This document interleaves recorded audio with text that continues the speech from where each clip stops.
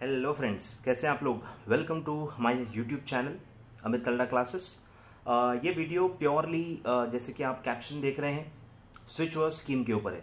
काफ़ी बच्चे परेशान हैं और वो अब मुझे परेशान कर रहे हैं कि स्विच ओवर कैसे होगा, क्या होगा।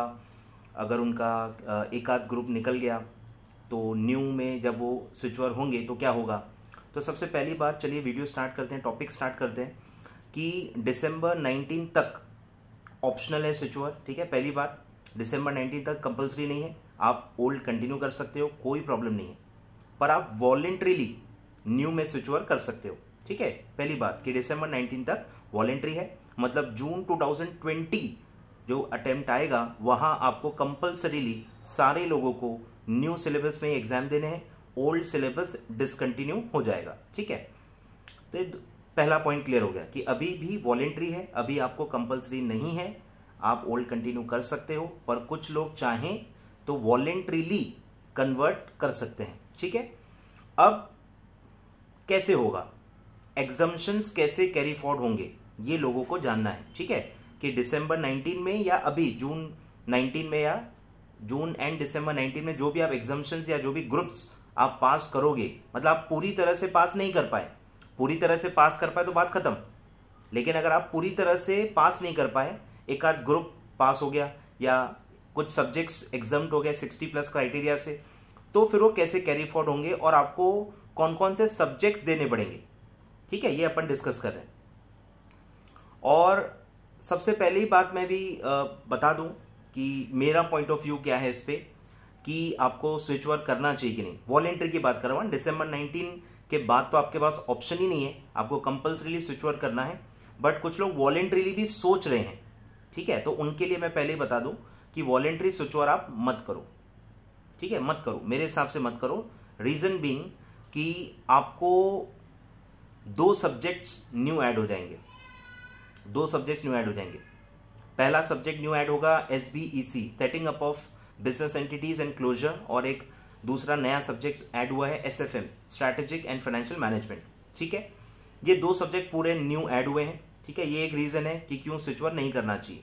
सेकेंड चीज कि पूरे पेपर्स रिटन हैं, तो आपको एग्रीगेट में बहुत बड़ी दिक्कत होने वाली है। अभी ओल्ड सिलेबस में क्या अच्छी बात है कि सर दोनों ग्रुप्स में मतलब MCQ पेपर है, तो आपको 60+ मिल जाते हैं। कॉस्टिंग में लोग 80 ला लेते हैं, टैक्स में लोग 60-70 ला लेते हैं, पर न्यू सिलेबस में आप नहीं ला पाओगे क्योंकि वो रिटन पेपर्स हैं। रिटन पेपर्स में आप 60+ बहुत बहुत मुश्किल से ला पाओगे। ILGL में लोग ऐसे मतलब 70-80 लाते हैं जैसे मजाक चल रही है।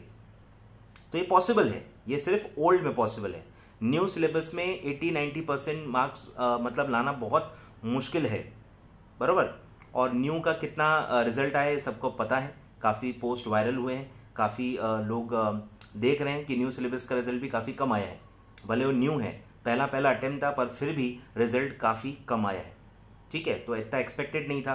न्यू का वैसे काफ़ी ज़्यादा रिजल्ट आता है, बट काफ़ी कम आया है। ठीक है, तो ये 2 रीजंस के जैसे मैं सजेस्ट कर रहा हूँ कि आप वॉलेंट्री स्विच ओवर मत करो। ठीक है, क्योंकि 2 सब्जेक्ट नए बढ़ जाएंगे, बर्डन बढ़ जाएगा। अभी ओल्ड में 7 सब्जेक्ट हैं, न्यू में आपको 8 सब्जेक्ट हो जाएंगे। दैट टू कोई भी MCQ पेपर नहीं है, सारे रिटन यानी डिस्क्रिप्टिव पेपर है।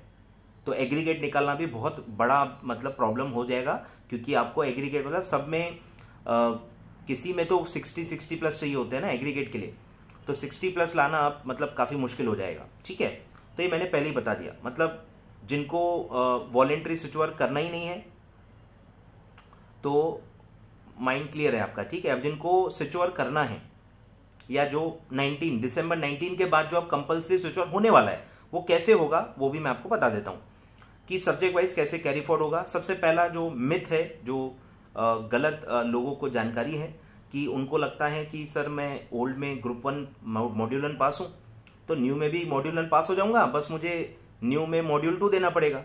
ऐसा नहीं है, ऐसा नहीं है। ठीक है, मॉड्यूल वाइज ये एग्जाम्पशंस कैरी फॉरवर्ड नहीं होते हैं, subject wise switch over scheme है। ठीक है, पहला पॉइंट क्लियर हो गया कि मॉड्यूल वाइज नहीं है, हर चीज क्या है, सब्जेक्ट वाइज है। सब्जेक्ट टू सब्जेक्ट एग्जाम्पशन आपको कैरी फॉरवर्ड मिलेगा। अब वो कैसे होगा तो मैं पहले वो बता देता हूं कैसे है, और मैं एक लिंक दे देता हूँ आपको, जो मैं अभी देख के बता रहा हूँ आपको उसका मैं लिंक भी दे देता हूँ। अब मैं क्योंकि मोबाइल से रिकॉर्ड कर रहा हूँ तो मैं इमेज आपको दिखा नहीं पाऊंगा, तो मैं बता देता हूँ ओरली कि अगर आप ओल्ड में कंपनी लॉ आपका एग्जाम्प्ट है तो आपको न्यू में भी कंपनी लॉ एग्जाम्प्ट हो जाएगा। ये जो मैं एग्जाम बता रहा हूँ ये मैं इंडिविजुअल, अगर आपको 60+ मिले हैं सब्जेक्ट में और आपका एक एक सब्जेक्ट इंडिविजुअली एग्जाम्प्ट है तो मैं बता रहा हूँ। और अगर आपका पूरा ग्रुप पास है, सपोज किसी का ग्रुप 1 पास है ओल्ड में, तो वो मतलब चारों सब्जेक्ट पास है, एग्जाम्प्ट है, ऐसा माना जाएगा। ठीक है, पूरा मॉड्यूल पास है तो सारे सब्जेक्ट आप पास हो, और अगर आप मॉड्यूल पूरा पास नहीं हो, पूरा ग्रुप पास नहीं हो, पर इंडिविजुअल सब्जेक्ट्स में आपका एग्जाम्पशन है, तो वो एग्जाम्पशंस भी आप इंडिविजुअल सब्जेक्ट के कैरी फॉरवर्ड कर सकते हो। ठीक है, तो ओल्ड के कंपनी लॉ अगर आप पास हो ग्रुप के वजह से या इंडिविजुअल सब्जेक्ट की वजह से, तो वो आपको न्यू सिलेबस में कंपनी लॉ आपका एग्जाम्प्ट हो जाएगा। ठीक है, company law to company law exemption है। अब ये एक हो गया। फिर है कॉस्ट एंड मैनेजमेंट अकाउंटिंग। अब कॉस्टिंग सब्जेक्ट न्यू सिलेबस में है ही नहीं, मतलब वो अकाउंट सब्जेक्ट के साथ मर्ज किया गया है, इसीलिए कॉस्टिंग अगर कोई एग्जाम्प्ट है ओल्ड में तो उसको पूरे अकाउंट्स का एग्जाम्पशन दिया गया है। बहुत अजीब एग्जाम्पशन है ये, कि कॉस्टिंग में जब आप देखोगे अकाउंट्स के कोई टॉपिक ही नहीं है, बट उन्होंने न्यू सिलेबस के पूरे अकाउंट्स का, यानी कॉस्ट एंड मैनेजमेंट अकाउंटिंग का, मतलब नाम सेम है बट न्यू जो ये है, जैसे न्यू में सब्जेक्ट का नाम है corporate and management accounting, cost नहीं है, कॉर्पोरेट एंड मैनेजमेंट अकाउंटिंग, और ओल्ड में नाम है कॉस्ट एंड मैनेजमेंट अकाउंटिंग। ठीक है, तो भी उन्होंने एग्जाम्पशन दिया है, बहुत अच्छी बात की है, दिया है, पर ये थोड़ा सा सिलेबस काफ़ी अलग है उनका, पर उन्होंने दिया है, अच्छी बात है। तो आपका वो कॉस्टिंग का एग्जाम्पशन वेस्ट नहीं होगा। तो कॉस्टिंग आपका एग्जाम्प्ट है तो न्यू सिलेबस में आपका अकाउंट्स आपका एग्जाम्प्ट हो जाएगा। फिर है अगर आपका ओल्ड का ईसीएल आपका एग्जाम्प्ट है तो न्यू में भी ईबीसीएल जो है वो आपको एग्जाम दिया गया है। फिर अगर आपका आईएलजीएल माफ है, आईएलजीएल एग्जाम्प्ट है तो आपको न्यू सिलेबस का जेआईजीएल एग्जाम्प्ट रहेगा। अगर आपका ओल्ड में टैक्स एग्जाम्प्ट है तो न्यू का टैक्स एग्जाम्प्ट हो जाएगा। और अगर आपका सीएमएसएल ओल्ड का एग्जाम्प्ट है तो आपका न्यू सिलेबस का एसएलसीएम एग्जाम्प्ट हो जाएगा। ठीक है, और ओल्ड का अगर आपका कंपनी अकाउंट्स एग्जाम्प्ट है तो न्यू का भी कॉर्पोरेट अकाउंट्स आपका एग्जाम्प्ट हो जाएगा। ठीक है, यानी कॉस्टिंग के लिए भी अकाउंट्स एग्जाम्प्ट है और अकाउंट्स के लिए भी अकाउंट्स एग्जाम्प्ट है। ठीक है, ऐसा पूरा स्कीम है। तो अब अगर कोई स्टूडेंट ग्रुप 1 पास है, ग्रुप 1 उसका पास है, ठीक है, 4 सब्जेक्ट वो पास है, तो उसको न्यू में कौन कौन से एग्जाम्पशन मिलेंगे? तो उसको मॉड्यूल 1 में 2 सब्जेक्ट एग्जाम मिलेंगे, एक है आपका टैक्स लॉस और एक है कंपनी लॉ, 2 आपके एग्जाम्प्ट हो जाएंगे। रिमेनिंग 2 देने पड़ेंगे। कौन से सर? पहला है SBEC setting up of business entity and closure, और एक आएगा जेआईजीएल, वो आपको देना पड़ेगा ग्रुप 1 का, न्यू का ग्रुप 1 का। ठीक है, और ग्रुप 2 तो पूरा देना ही है। फिर ग्रुप 2 में कौन से एग्जाम मिलेंगे? Because of old syllabus module 1, तो न्यू का ग्रुप 2 में 2 सब्जेक्ट का एग्जाम मिलेगा, मतलब 2 न्यू में आ रहा है, 2 फर्स्ट मॉड्यूल में आ रहा है, 2 सेकेंड मॉड्यूल में आ रहा है, यानी 4 के बदले 4 माफ है, 4 के बदले 4 माफ है। और न्यू में 8 है टोटल, 8 में से 4 गए तो रिमेनिंग 4 आपको देने पड़ेंगे। ठीक है, तो ये ऐसा है, तो आपको इंडिविजुअली मैप करना है और जो भी रिमेनिंग सब्जेक्ट्स हैं वो आपको देने ही पड़ेंगे। यानी इन एनी केस आपको 2 सब्जेक्ट तो नए वाले देने ही पड़ेंगे। कौन से 2 नए सब्जेक्ट? पहला है एसबीसी, वो तो ओल्ड में था ही नहीं और उसका कोई करस्पॉन्डिंग एग्जाम्पशन है ही नहीं, तो एसबीसी तो आपको नया सब्जेक्ट ऐड हो जाएगा। और एक है एसएफएम भी ओल्ड में था ही नहीं, वो आपको न्यू में देना ही पड़ेगा, वो एग्जाम है ही नहीं। ठीक है, तो ऐसे 2 सब्जेक्ट तो पक्के मतलब आपको नए ऐड हो जाएंगे। ग्रुप वाइज ऐसा मतलब एग्जाम्पशन कैरी फॉरवर्ड नहीं है, subject wise exemption carry forward है। ठीक है, इस तरह से होगा। आई होप आपको ख्याल में आ रहा है। ठीक है, तो करना क्या है, अगर आपको किसी को मतलब ये करना है, न्यू के 8 सब्जेक्ट के नाम लिखो, ओल्ड में जो जो एग्जाम्प्ट है वो कट करते जाओ, बचे हुए सारे पेपर्स आपको देने हैं। ठीक है, इस तरह से आपको करना है। मैंने आपको बता दिया, कंपनी लॉ के जगह पे कंपनी लॉ एग्जाम्प्ट है, टैक्स के जगह टैक्स एग्जाम्प्ट है, कॉस्टिंग के जगह अकाउंट्स एग्जाम्प्ट है, अकाउंट्स की जगह अकाउंट्स एग्जाम्प्ट है, सीएमएसएल के जगह एसएलसीएम एग्जाम्प्ट है, आईएलजीएल की जगह जेआईजीएल एग्जाम्प्ट है। ठीक है, ऐसा पूरा एग्जाम्पशन है। और ईसीएल के लिए ईबीसीएल एग्जाम्प्ट है। ऐसा पूरा स्विचओवर स्कीम है। तो आई होप आपको समझ में आया होगा। तो ये सब होगा दिसंबर 19 के बाद, ये सब होगा दिसंबर 19 के बाद। तब तक आपको सोचने की मेरे हिसाब से ज़रूरत नहीं है। काफ़ी लोग अननेसेसरी अपनी परेशानियां बढ़ा रहे हैं, ऐसा मुझे लग रहा है कि अभी से आप क्यों सोच रहे हो अगर आपका एक ग्रुप पास हुआ तो क्या होगा? अरे वो जो होना है वैसे भी होने वाला है। मतलब अगर आपके साथ कुछ बुरा होने वाला है तो ही आप पढ़ के जल्दी पास होंगे क्या? ऐसा कौन सा एटीट्यूड है? आपको तो कोशिश करना ही चाहिए कि जून में ही दोनों निकाल लो, जून में नहीं निकला तो दिसंबर में निकाल लो। वो वैसे भी आपको सोचना है। स्विचओवर स्कीम की वजह से आप मोटिवेशन ले रहे हो, ये बहुत गलत बात है। स्विचओवर स्कीम जैसी भी हो, आपको दिसंबर के पहले पास होना ही चाहिए और आपका एकदम बहुत कॉन्क्रीट माइंड होना चाहिए कि नहीं मुझे निकालना ही है। स्विचओवर हो ना हो, वो जो है, काफ़ी लोग अब ये भी रिक्वेस्ट कर रहे हैं कि सर वो दिसंबर 19 को मतलब आगे बढ़ाना चाहिए, ओल्ड वालों को 2-4 और अटेम्प्ट देने चाहिए। मतलब आप और तैयार हो कि आपको और 2-4 अटेम्प्ट देने हैं। मतलब अगर इंस्टीट्यूट ने दिसंबर 20 बोल भी दिया गलती से, तो मतलब आप रेडी हो, आप 4 अटेम्प्ट भी दोगे आज से। ऐसे थोड़ी होता है, ये कोई बात हुई? 2 अटेम्प्ट हैं, 2 ग्रुप हैं, मेरे ख्याल से निकल जाएंगे।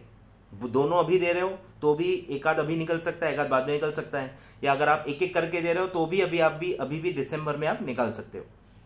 तो प्लीज़ ये मतलब अटेम्प्ट मांगना बंद करो। मैं मानता हूँ काफ़ी लोग जेन्युइनली अटके हुए हैं, जेन्युइनली परेशानी में है, बट मैं नहीं चाहता कि आप ज़बरदस्ती अपने अटेम्प्ट खींचो जस्ट बिकॉज वो अवेलेबल है। जस्ट बिकॉज वो अवेलेबल हैं तो आपको उसका फ़ायदा लेना ही चाहिए। ऐसा मत करो, जल्दी से जल्दी निकलने की कोशिश करो और दिसंबर 19 लास्ट है ऐसा मान के एक एक ग्रुप करके या बोथ ग्रुप करके जो भी आपका प्लानिंग है आप उसके हिसाब से करो और अपना बेस्ट दो। और इस स्विचओवर की वजह से मतलब आपका माइंडसेट बदलो मत। आप समझ में आ रहा है क्या? स्विचओवर छोड़ दो, वो आपका भी कोई काम का नहीं है। वॉलेंट्री तो आप करो मत, ऐसा मेरा सोचना है। वॉलेंट्री स्विचओवर मत करो और जो कंपल्सरी स्विचओवर होना है वो मैंने आपको बता दिया। और रिमेनिंग सब्जेक्ट जो भी होंगे वो आपको न्यू सिलेबस पे देने पड़ेंगे। और एग्जामिशन अपना पासिंग का भी मैं क्राइटेरिया बता देता हूँ, वो भी काफ़ी लोगों को गलत जानकारी है कि 50 वाला जो क्राइटेरिया कुछ लोगों ने सुना हुआ है, वो 50 मार्क्स वाला क्राइटेरिया कब लगता है? जब आपका किसी एक ग्रुप में, किसी एक मॉड्यूल में सिर्फ जब एक ही सब्जेक्ट रिमेनिंग होता है, तब आपको वो एक ही सब्जेक्ट में 50 लाना होता है। अगर आपके रिमेनिंग सब्जेक्ट्स एक से ज़्यादा हैं, 2 हैं, 3 हैं, जो भी हैं, तो नॉर्मल क्राइटेरिया अप्लाई होता है, that is 40 marks individually and वो सारे सब्जेक्ट्स मिला के एग्रीगेट 50% आपको लाना है। इंडिविजुअली 40 ही लाना होता है अगर रिमेनिंग सब्जेक्ट्स एक से ज़्यादा हैं। रिमेनिंग सब्जेक्ट अगर एक ही है एक ग्रुप में तो आपको उसमें इंडिविजुअली 50 ही लाना पड़ेगा, तब 40 का क्राइटेरिया उस पर नहीं लगेगा, डायरेक्ट आपको उसको एक सब्जेक्ट में 50 ही लाना पड़ेगा। ठीक है, आई होप कंसेप्ट क्लियर है। कुछ और डाउट होंगे तो आप बिल्कुल कमेंट बॉक्स में कमेंट कीजिए। वीडियो अच्छा लगा होगा तो शेयर करो, लाइक करो, सब्सक्राइब करो। ठीक है, thank you guys for watching the video and subscribing my YouTube channel.